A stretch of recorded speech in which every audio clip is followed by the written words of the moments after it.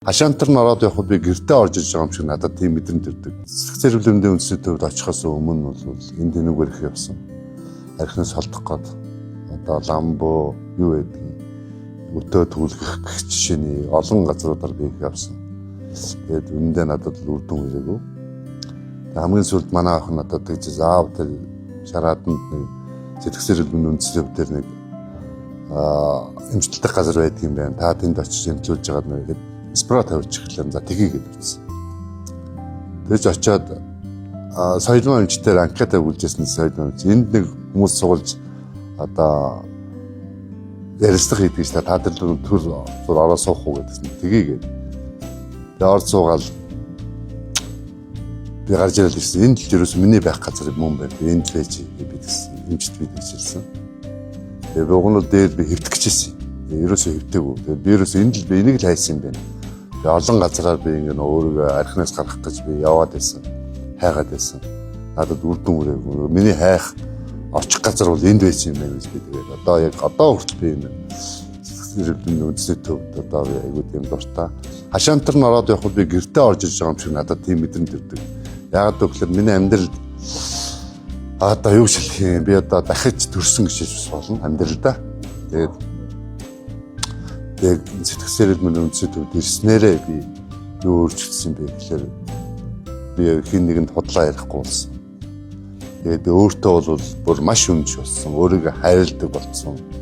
Хажуу дотнд байгаа ойр дотны хайртай дотныхаа хүмүүст бол би одоо тэднийхээ сэтгэл зүрхийг шархлуулах нь хийхээ байсан даа би аюу баяртай. Тэгээд ямар сан би тэнд би дахин төрсөн гэж би хэлдэг. Одоо үеийн гişүүд байна. Шинэ орж ирсэн гişүүд бол би хэлдэг.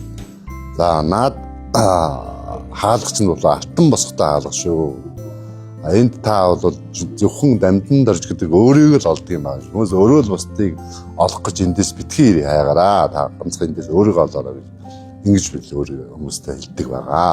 Яг хөө тэ нэгэн төлөв би 10 жилийн өмнө бол энгийн нэр ирэхэд хүн ихэнх тохиолдолд гашуутгаараа уйлдаг тий. Гомдохоороо уйлдаг. Тэгвэл миний одоо юу гэх юм бэ? Харь татны улсууд бол ер нь бол нулимс дүрэн, доголдон нулимс ихтэй. Сэтгэлийн хагцал гэх юм да, өнчрөл ихтэй байсан. Одоо бол тийм байхгүй. Одоо бол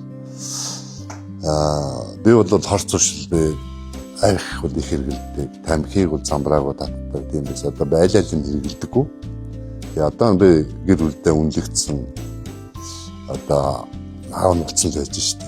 Одоо манай ач зээнүүд бол мэдээсдэгдэг. Намайг архууд юу мэддэггүй. Миний хоёр охин бол бүр их мэднэ. Аав нь уудаг байсан. Оохаараа ямар арын шин гаргадаг байсан.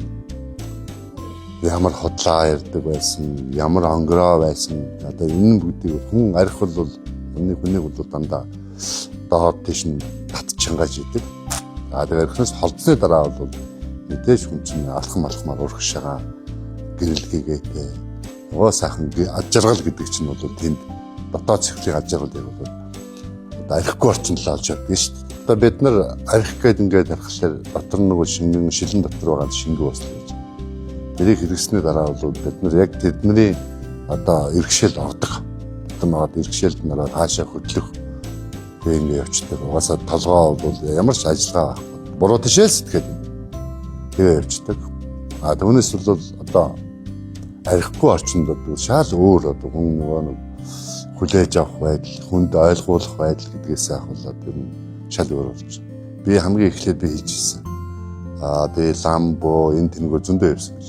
Энэ юу хэлээд байна вэ гэхээр дамдан дорж би өөрийгөө бэлддээсэн бил. Тэгээд бэлдэж гин гэдэг чинь сэтгэл зүгээ бэлдээд миний очих газар хаана вэ? Би хаана байвал би их ер нь 50 орчныг архинаас татгалзах орчныг би бүрдүүлж чадах уу, өөртөө бүрдүүлж чадах уу гэдгийг л хүн хайгаад байсан мэлээ л дээ. Тэгээд цэцэг зэрэглэмдийн үндсний төвдөр очсон чинь яг надтай адилхан усууд одоо мянгаараа бэн сууж ирсэн. Яг дөрөвний нөгөө ярилцлаганд ороод суугаад гавж ирэхэд миний байх газар гэдгсэн. Тэр юу бэ гэхээр миний туулсан, миний зовсон, миний шаналаад шартаад хэвдчихсэн, өглөө босоод бай шараа тайлах юмсан бодоод хэвдчихсэн бүгдийг тэр усууд ярьсан. Яагаад гэвэл Би тэднийг нэгэн ч танихгүй. Тийм учраас яагаад гэвэл нэгэнд надтай адилхан зовсон, шаналсан, миний мэдэрсэн бүх юмыг тэд нар мэдэрч ирсэн учраас би тэнд байх хэрэгтэй байна. Яг миний одоо цог байх усуд энд байгаа юм байна гэдгийг одоо надад ойлгуулсан хүмүүс маань бол дондох тасгийн манай гарын таваар гэж бид нар ярьдаг. Хойчвол эмч болохоор нь соёлмаа эмч маань үзээд яадаг вэ гэхээр үзээд танд архины одоо тийм хамааралтай болсон байна гэж хэлдэг. Сэтгэл зүйч маань үзээд таны сэтгэл бол маш одоо гэмтсэн байна гэдгийг бол оншиж өгдөг. Хоёр сэтгэл засалж Насанбаяр гэж багш үед маань болохоор хүний сэтгэлийг одоо нэгт эмчилж өгдөг. Эмчиг талаас нь одоо арга зүй зөвлөгөө өгдөг.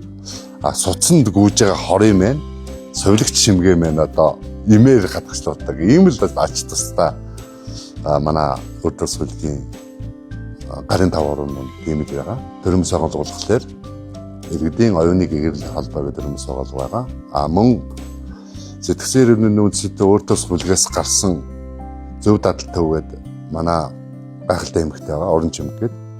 Уран чимэгтэр маань нийлээд хоёлаа 2 төрөм байгуулга нэгдэл цэлмэг өглөө төв гэдэг хоёлаа нэг тийм төв нээсэн. Одоо яг төв нээгээд бид 5 жилээ болж байна. Архинаас хүмүүсийг татгалзуулах сургалт зөвлөгөө өгж байгаа хувьд хоёлаа байртаа олж авъя гэдэг ингээд барилгын ажлыг эхлээд баггүй одоо 50% тагаа хийж байгаа.